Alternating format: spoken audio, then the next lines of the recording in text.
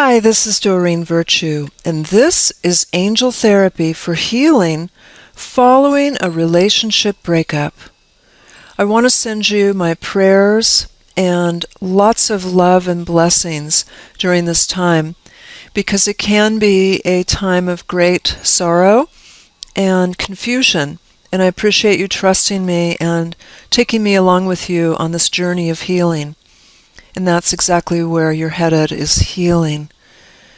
But first, if this breakup has just occurred, no matter whether you were the one to initiate it or whether it came from the other person, there's this feeling of change and aloneness and loss, accompanied by a feeling of loneliness, especially if you had carved out routines and habits and patterns with the other person. And if you lived together and you were accustomed to spending most of your time together, there can be this feeling of something's missing, this person's missing, sleeping alone, not having that person to ask for help for things around the house, sharing.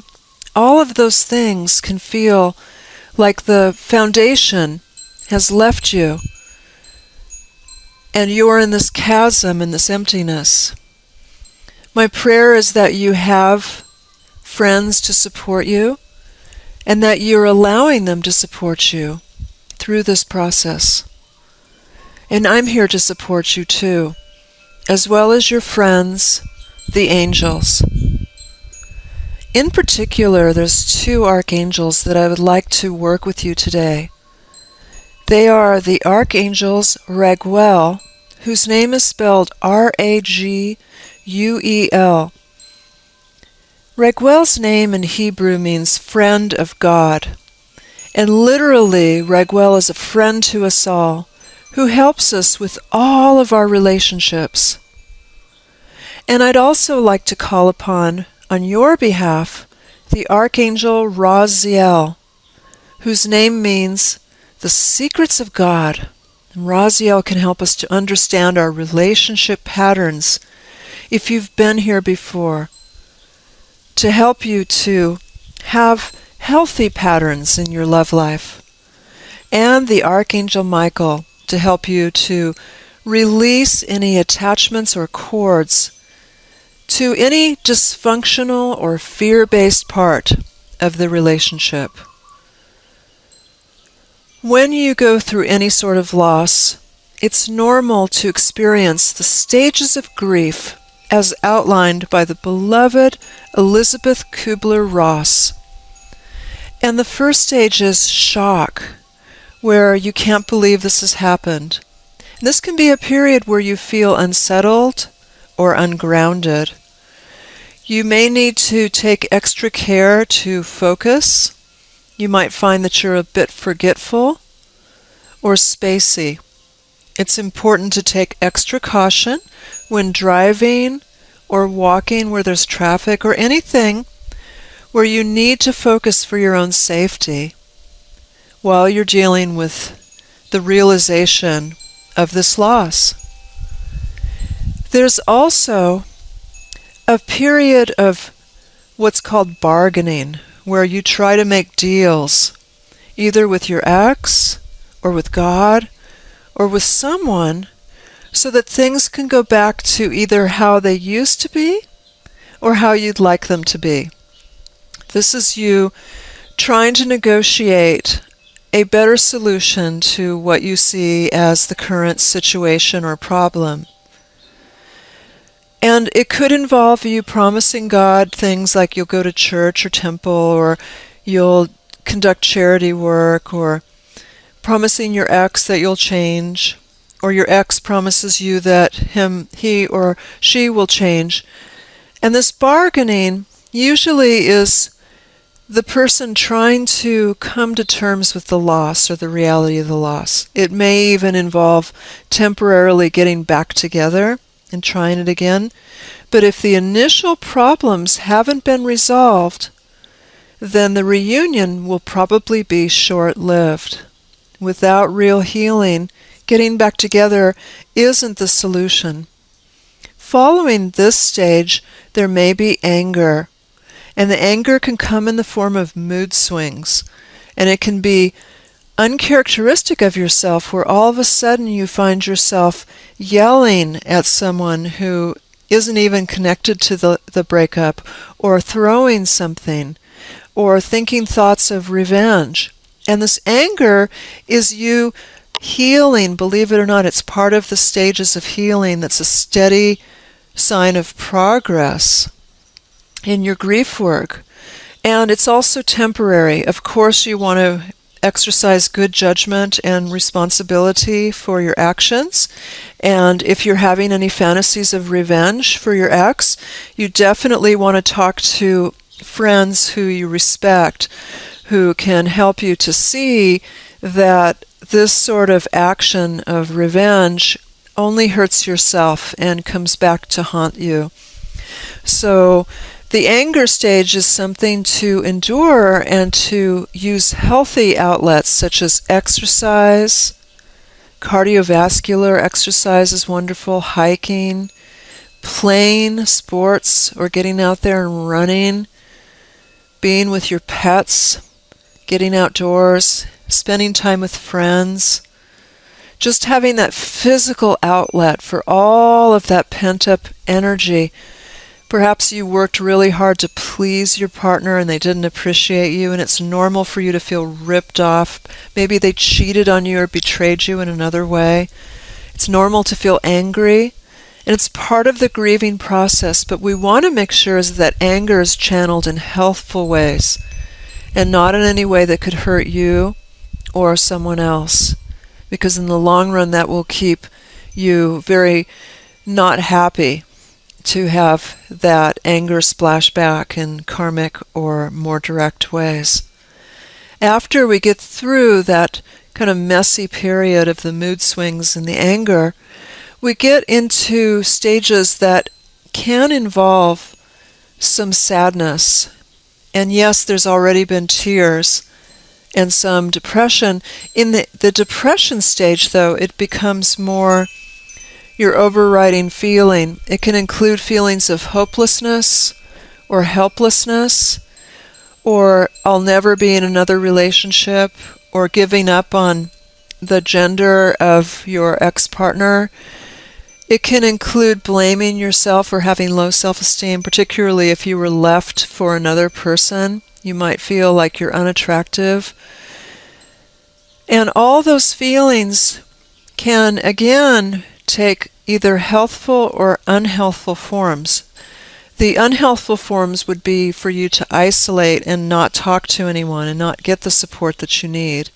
Unhealthfulness also would be taking that sadness out on yourself, such as going into addictions, including overeating or overdrinking or drugging.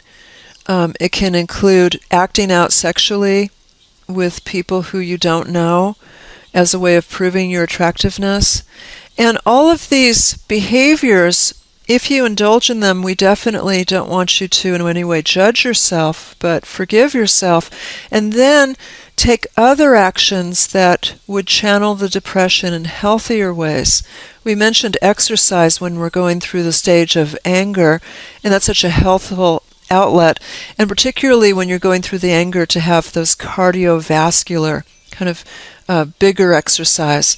When we're going through depression, a quieter, gentler form of exercise is more in order, and this would be a wonderful time to begin yoga class or Tai Chi or any Eastern influence exercise, including, I love Eastern dance and belly dance as a way for women to get in touch with their femininity and their inner goddess and connect with other women friends.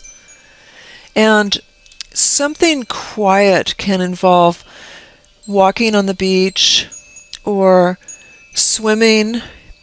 Things that are gentle and non-competitive would be your outlet now.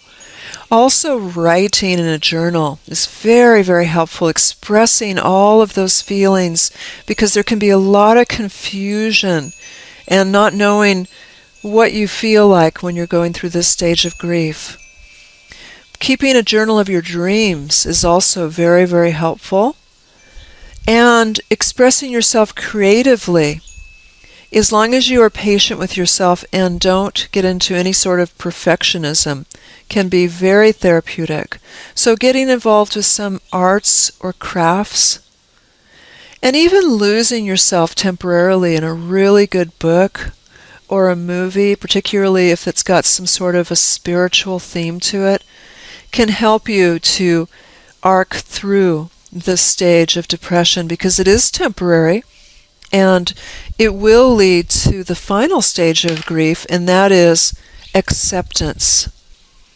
Acceptance occurs when you are more focused on the blessings that came from the relationship instead of the issues or the problems.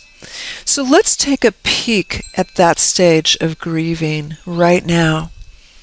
I want to call on Archangel Raguel to be right by your side and hold your hand through this process.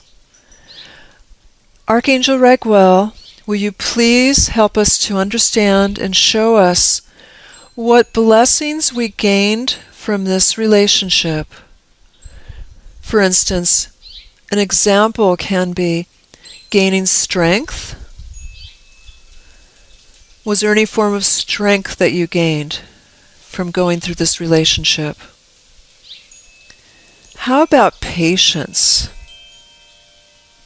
Or learning to speak your truth to your partner?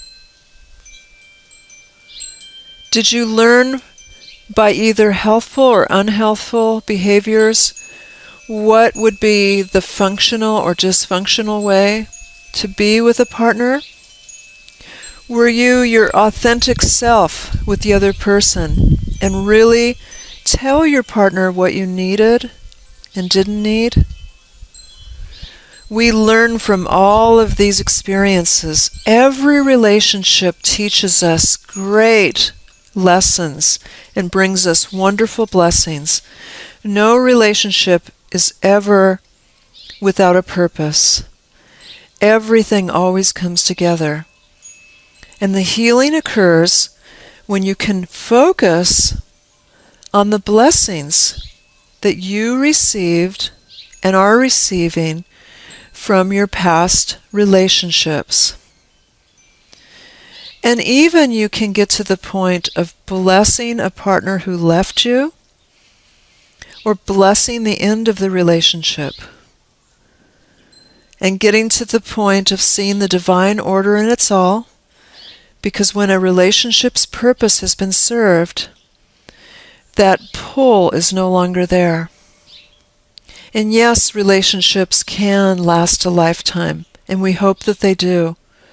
But some aren't meant to last a lifetime. And for whatever reason, your relationship has transitioned, and now we call upon Archangel Michael, the angel of courage, strength, and protection. And Archangel Michael is here with you now. He's able to be with each and every person simultaneously. And he's got with him his flaming sword of light.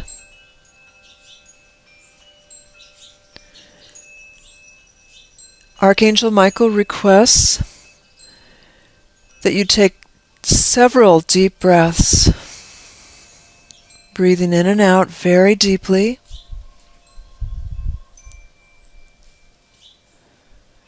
Beautiful.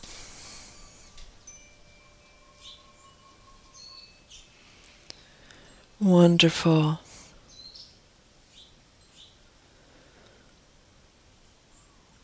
And as you breathe in and out very deeply, we call upon Archangel Michael to sever any attachments or cords of dysfunction or fear between you and your ex-partner.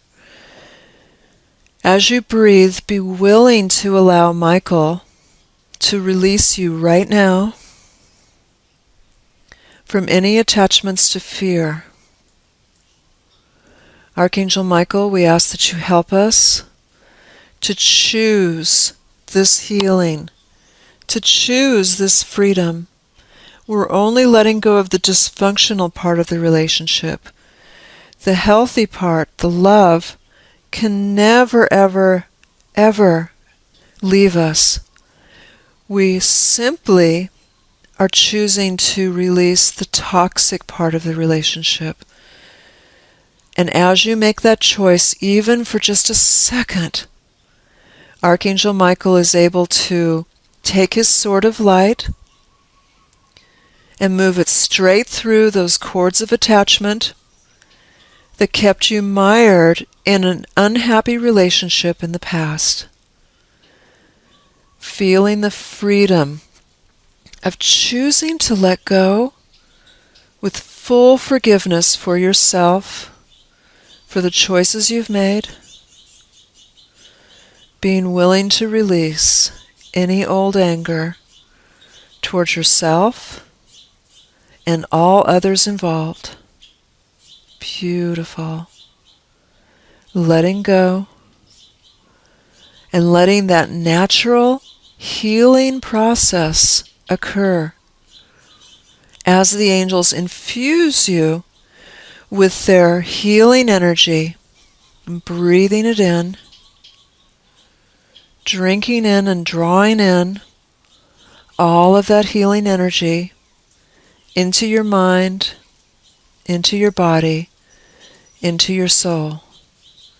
And if you feel like you need a rest because you've been through quite a bit lately, we pray that you give yourself permission to take that rest.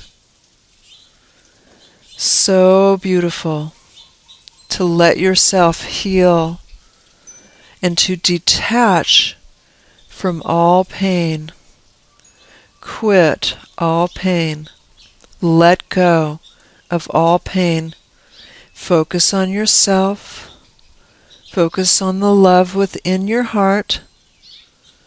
Focus upon the relationship you have with yourself. And know that it's a gift to spend quality time alone with yourself for exploration and healing. And we now call upon the Archangel Raziel, the angel of mysteries and secrets. And we ask Raziel to help you to heal and learn from any patterns in your relationships. In your love life, have you gone through this before, where you've had this sort of pain, this sort of relationship, this sort of breakup? And if so, the Archangel Raziel is here to help you to heal from that pattern so that you can have, from here on out, beautifully healthful patterns in your relationships and love life.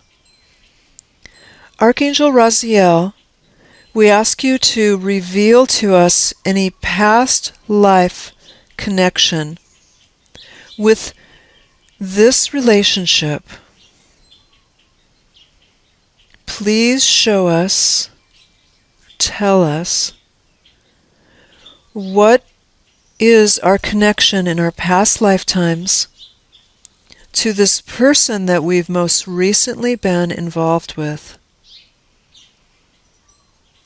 Notice the first thoughts that come to mind, or visions, or feelings.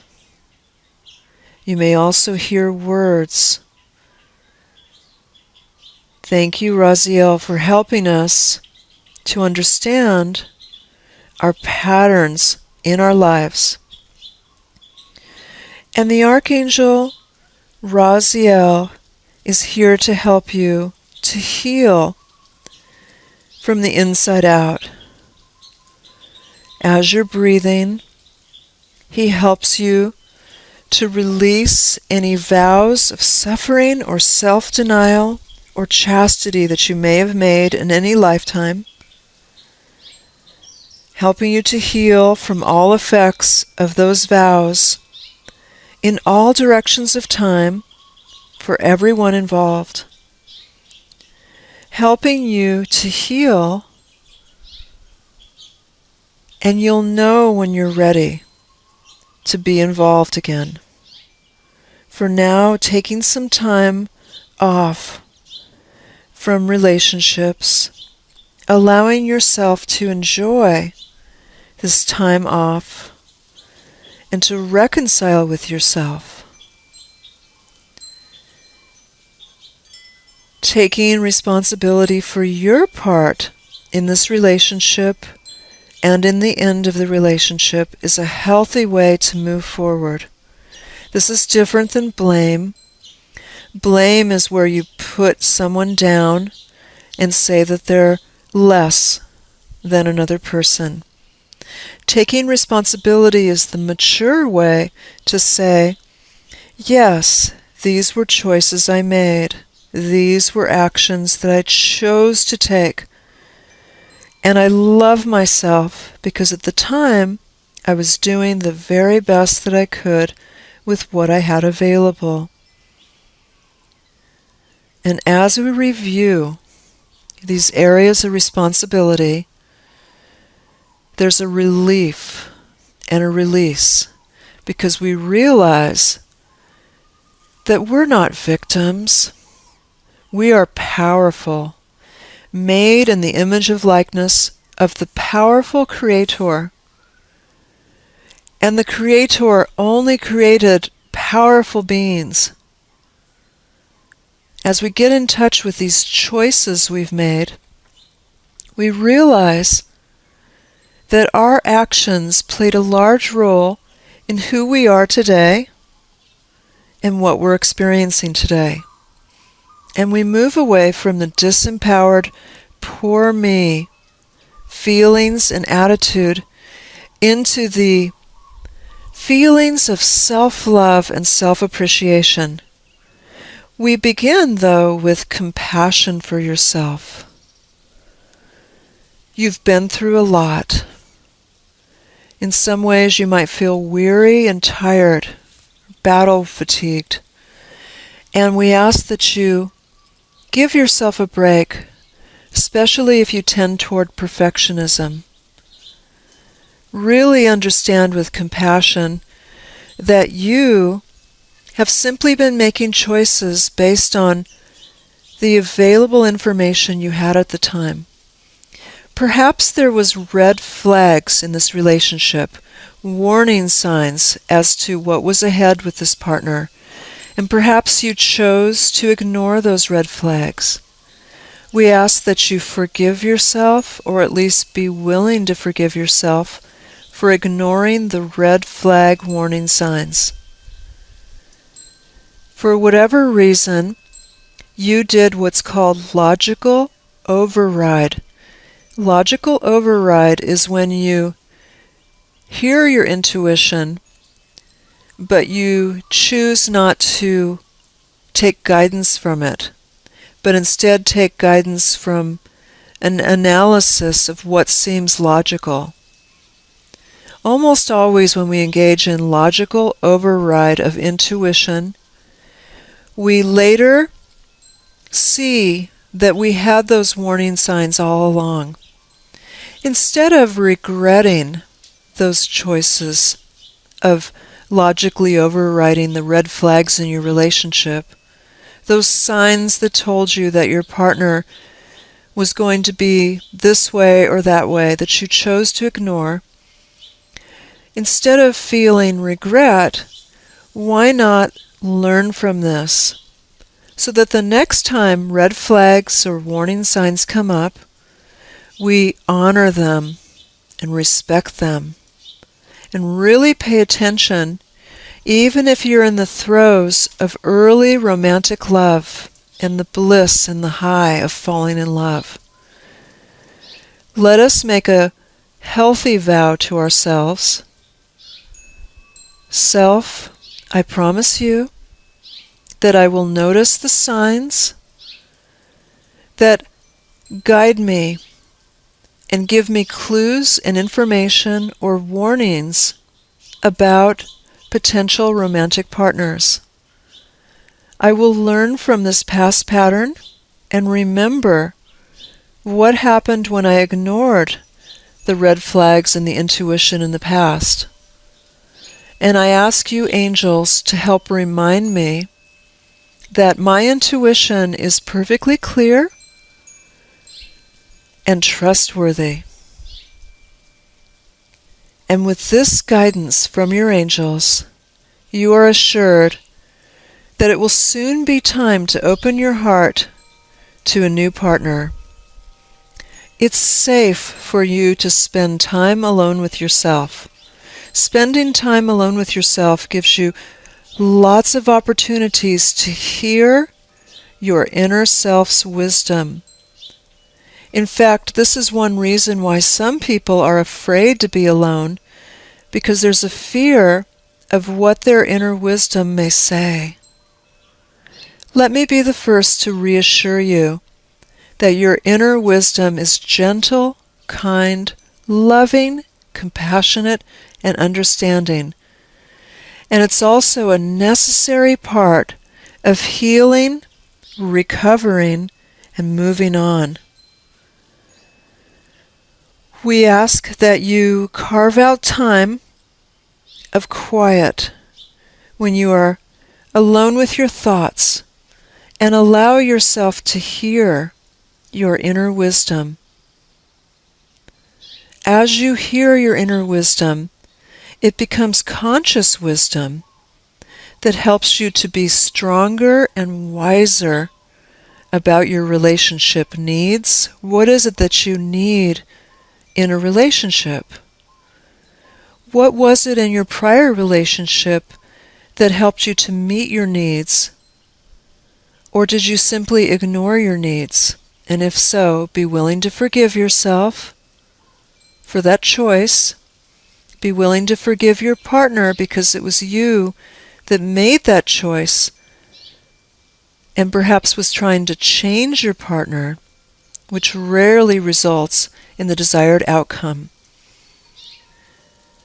As you spend time alone with yourself, getting in touch with your motivations within that relationship, really understanding that self-honesty as to why you took this action or that action and made different choices, and really understanding the whole journey of that relationship as a way of learning from it, which is so healthy and very different from blaming or berating yourself for the choices you made. It's all about growth and learning. Growth and learning. Because as you allow yourself to learn, then you attract a partner who's also at that higher level of self-awareness. As you allow yourself to grow and learn, then you automatically allow yourself to be more aware of the qualities within a partner that you need. And instead of being focused on pleasing the other person and does the other person like you, you can put your healthy focus on what works for you and whether you're happy in the relationship. Because two happy people side by side equals a happy, healthy relationship. And we call upon the romance angels to help you retain or regain your love of life itself. And the romance angels, which are beautiful cherubs who are so playful, helping you to regain that sense of playfulness that's at the heart of romance and that fuels a happy life. My prayer for you is that you're very gentle with yourself, that you take it very easy. No need to rush anything. There's plenty of time. And before you take any actions, check in with your intuition and ask, is this the healthiest thing to do right now? Your intuition is your intuition teacher that lives with you and gives you instant answers and guidance about all topics. All it requires is to become quiet within, which this beautiful period of time that you're in right now, of spending time alone, affords you. Getting quiet and then asking the questions silently is fine. And then listening to the answers, which come to you as thoughts, feelings, words, visions, dreams, and signs. And then, when appropriate, taking action upon this intuition. I can see that you're on a very healthy path of healing and recovery and preparation to love again. I can see that taking time out to listen to this podcast means that you're investing in self-care, and that all this self-care adds up to you loving yourself. And loving yourself is essential for being able to love and be loved by another person. So congratulations on your healthy steps. I know that this can seem like a long process, but when you look back on it, you will see a lot of blessings all along the way. My prayers are with you, and I want to thank you for spending time with me, and lots of love to you.